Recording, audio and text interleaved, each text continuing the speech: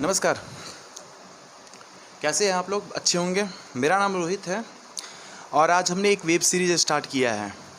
अब web series आप बोलेंगे कि इस तरह का वेब सीरीज़ होता क्या है, तो मैं बताऊंगा आज। इस तरह का वेब सीरीज़ का मतलब है राजनीतिक सीरीज। राजनीतिक सीरीज़ मतलब अभी बिहार का है। बिहार चुनाव आने वाला है। बिहार चुनाव मतलब विधानसभा का चुनाव।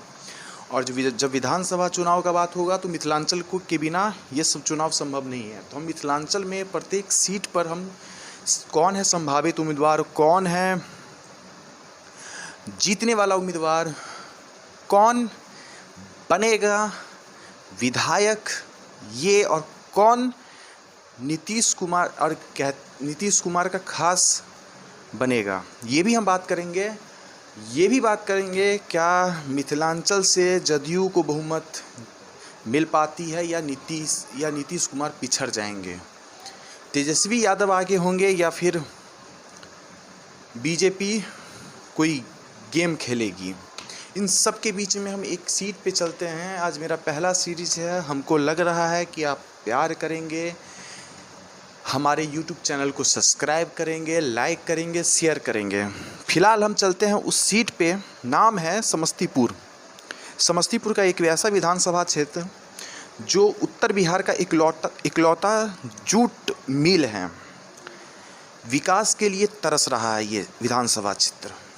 वहाँ के विधायक से नाराज हैं वहाँ के लोग, गुस्सा है वहाँ के नेता, लोकल नेता। बात करेंगे कल्याणपुर विधानसभा क्षेत्र के बारे में।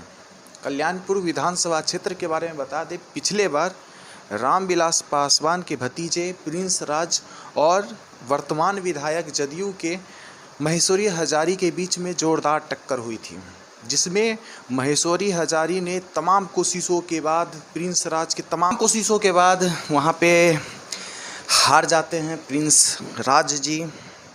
पिछले बार प्रिंस राज के साथ साथ कई ऐसे प्रत्याशी थे कल्याणपुर विधानसभा क्षेत्र के अंतर्गत।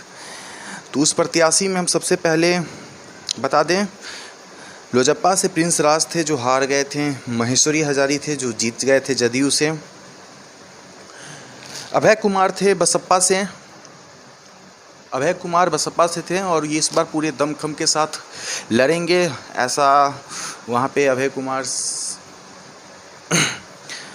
जग जाहिर कर रहे हैं। रेणु राज एनसीपी से थे, जीवच पासवान सीपीआई से थे, नथुनी पासवान आम आदमी पार्टी से इसलिए थे ये क्योंकि पिछले बार बहुत दमखम के साथ आम आदमी पार्टी लड़ी थी विधानसभा चुनाव और जमानत जब्त हो गया था, जमानत भी नहीं बचा पाए थे और उनको लग रहा था कि दिल्ली के जैसा बिहार में भी हम बिहार फतह कर लेंगे। राम प्रसाद पासवान हिंद कांग्रेस पार्टी से थे, राम इकबाल पासवान शिवसेना से थे, विष्णु पासवान जेएम से था, संतोष कुमार पासवान नेशनल जनता पार्टी से था, प्रेम कुमार पासवान निर्दलीय से थे और विनोद दास निर्दलीय से थे, शंकर पासवान निर्दलीय से थे। तो पिछली बार 14 उम्मीदवार खड़े हुए थे और इस बार हमको ऐसा लग रहा है कि जो पार्टी बेस पे जो आने वाले हैं और जो पार्टी बेस पे जो आएंगे उनमें सबसे पहले मैं जदयू की बात करूं तो वो जदयू से एक तबका ये भी बोल रहे हैं कि जदयू से कोई चेंज होगा, लेकिन दूर दूर तक संभावना नहीं है कि जदयू से कोई चेंज होने वाला है।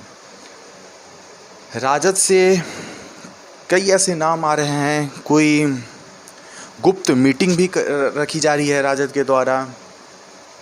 कई एक युवा नाम का नाम चल रहा है, फिलहाल मैं नाम नहीं ले पाऊंगा उनके युवा नाम चल रहा है एक आगे। कांग्रेस पार्टी भी वहाँ पे ताल ठोक रही है कि हमको ये सीट मिल जाए। वहाँ पे अजय कुमार चौधरी बहुत मेहनत कर रहे हैं।